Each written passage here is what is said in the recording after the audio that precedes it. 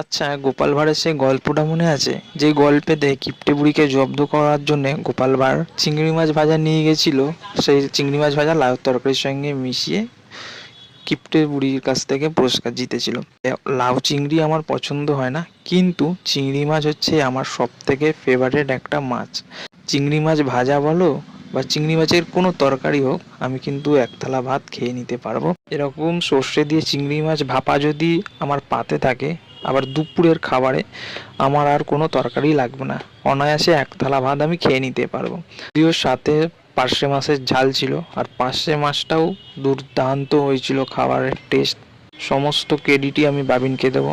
বাবিনের হাতে সত্যি কথা বলতে একটা জাদু আছে খাবারের। আর আমার মাঝে মধ্যে এরকম শাল পাতা বা কাগজের প্লেটে খেতে ভালো লাগে, সেটা ঘরে থাকলেও। যাই হোক, এই ছিল আমার আজকের গল্প।